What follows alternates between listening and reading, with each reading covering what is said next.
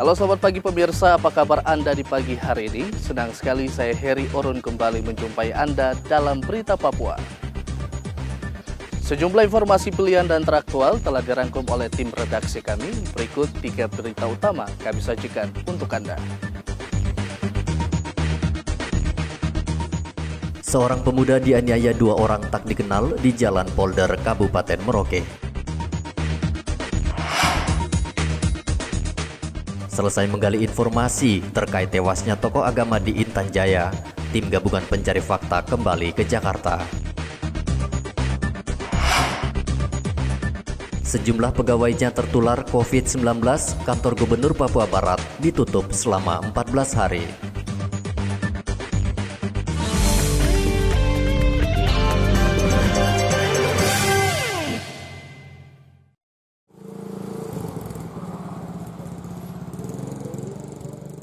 Seorang pemuda dianiaya orang tak dikenal di Jalan Polder Merauke Senin dini hari. Selain menganiaya boboho, pelaku juga merusak kaca mesin anjungan tunai mandiri. Polisi yang mendapat laporan langsung mendatangi lokasi penganiayaan. Boboho yang masih sadar langsung dievakuasi polisi ke RSUD Merauke untuk mendapat perawatan. Apa tadi Bu itu? Sekitar jam setengah lima pagi. Saya dengar bunyi ATM, pintu ATM-nya kan kayak bunyi dipukul gitu kan. Kaget saya, terus bangun. Kulihat ternyata sudah terjadi perkelahian di situ. Terus saya kasih bangun security-nya. Oh gitu. Berapa orang tadi Bu lihat perkelahian itu? Yang saya perhatikan betul cuma 1 orang. Yang korban ini? Korban sama pelakunya. Oh 1 orang. Cuma yang pelaku ini bawa parang ya? Pelaku ini memang dia bawa parang panjang. Oh gitu. Berarti tadi dia udah aniaya yang saat ini terus mukul. Sepertinya sudah dari arah sana sudah terjadi perkelahian. Oh gitu. Terus bersambung berlanjutnya ke sini. Oh gitu. Menurut polisi, korban dianiaya oleh 2 orang yang dipengaruhi minuman keras. Dan informasi dari saksi itu mereka dikejar dan lari kemungkinan dia lari ke ATM, baru jadi ATM dan korban terjatuh di sini. Kemudian tadi kita dapat informasi dari petugas K24 ada perkelahian sekitar jam 4 tadi, langsung kita datang ke TKP. Korban sudah dalam keadaan yang kita lihat sekarang ini tidak bisa bergerak, dan kita sementara lagi hubungi rumah sakit untuk minta bantuan ambulan bawa korban ke rumah sakit untuk mendapatkan penanganan medis. Nah, perusakan ATM BRI ini apakah pelakunya sama dengan penganiayaan korban ini? Ya, kemungkinan kalau kita lihat di TKP ada percikan darah di kaca pintu, kemungkinan itu adalah dari korban aniaya ini yang dilakukan oleh para pelaku. Polisi masih mengejar 2 pelaku di kawasan Jagebob dan Kudamati. Polisi mengimbau warga waspada karena selama pandemi COVID-19, jumlah kasus kriminal di Merauke meningkat. Muhammad Ridwan melaporkan dari Merauke, Papua. Siapapun, tapi hari ini kami datang karena kepentingan rakyat. Ratusan mahasiswa Universitas Negeri Papua berunjuk rasa ke kantor DPRD Manokwari, Papua Barat, Senin siang kemarin. Demonstran yang tergabung dalam OKP Cipayung ini sebelumnya melakukan konvoi dari kampus Unipa menuju kantor DPRD di Jalan Wosi, Manokwari. Dalam unjuk rasa tersebut, mahasiswa melanggar protokol kesehatan karena tidak menjaga jarak fisik. Mahasiswa meminta DPRD Manokwari menolak Undang-Undang Cipta Kerja. Undang-Undang Cipta Kerja dinilai merugikan buruh. Selain itu juga mahasiswa meminta Presiden Joko Widodo segera menerbitkan Perpu pembatalan Undang-Undang Cipta Kerja. Aspirasi pengunjuk rasa ini diterima sejumlah anggota DPRD yang berjanji akan menyampaikan aspirasi itu ke pemerintah pusat. Ratusan polisi dikerahkan untuk menjaga agar demo berjalan dengan aman. Edi Musahidin melaporkan dari Manokwari, Papua Barat.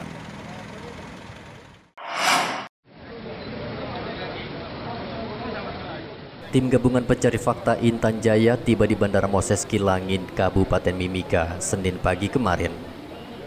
TGPF yang dipimpin Beni Mamoto disambut Kapolda dan Pangdam 17 Cendrawasih di bandara.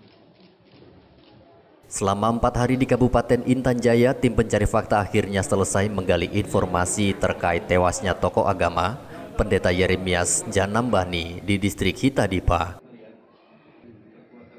Ketua TGPF Beni Mamoto mengatakan meski diteror oleh kelompok separatis, tim pencari fakta tidak gentar dan tetap bekerja. Kami sudah bekerja secara maksimal meskipun dalam kondisi ancaman gangguan keamanan di sana, kami bisa mengejar target dan relatif bisa kami capai, seperti olah TKP berjalan lancar. Kami bisa bertemu dengan saksi di TKP dan sebagainya, meskipun ketika pulang dihadap. Kalau ketika peristiwa secara manusiawi, jujur, tim kami bukan semuanya berlatar belakang yang sudah dididik di bidang katakanlah polisi atau militer. Kaget ya, shock ya.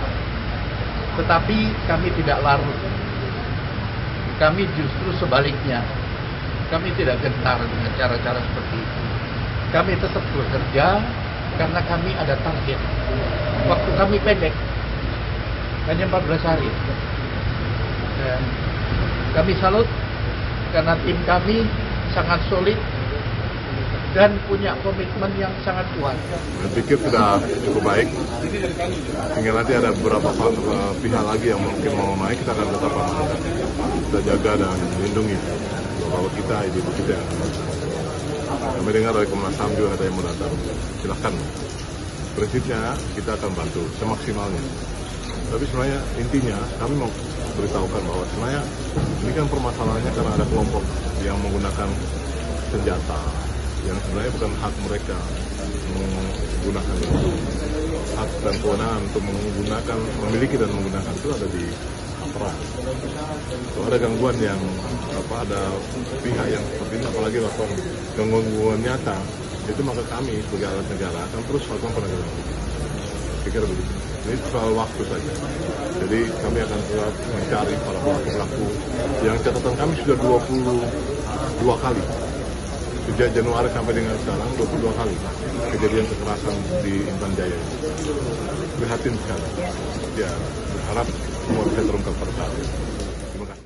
Tim pencari fakta langsung berangkat ke Jakarta untuk melaporkan informasi yang didapat dari berbagai pihak ke Menko Polhukam. Sebelumnya, minggu lalu, sekelompok separatis kembali menembak Koramil Hitadipa. Kontak senjata terjadi selama 2 jam. Prajurit yang diserang dari arah depan kantor Koramil membalas tembakan kelompok separatis. Tak ada korban jiwa dalam kontak senjata itu.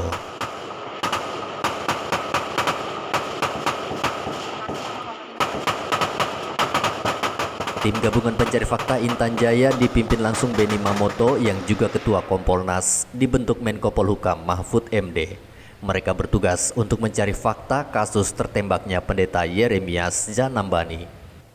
Pendeta Yeremias Janambani tewas tertembak pada 19 September lalu saat sedang memberi makan hewan ternaknya di distrik Hitadipa. Aparat menuding pelakunya adalah kelompok separatis, sementara kelompok separatis malah menyebut aparat yang menembak tokoh agama itu. Igobat Momolin melaporkan dari Mimika, Papua.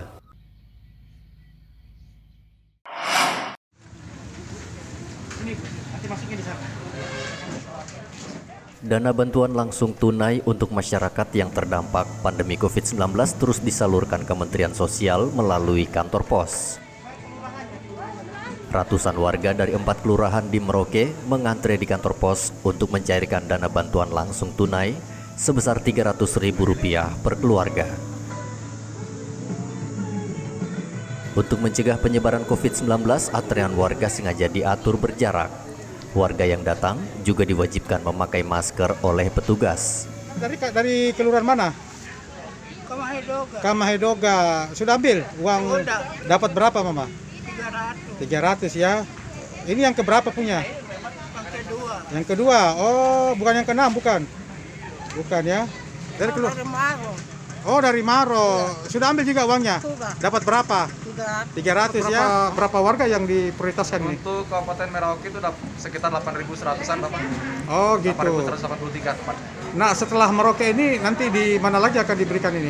Untuk kantor pos Merauke sendiri membawahi 4 kabupaten, Merauke, Asmat, Mapi, sama Boven.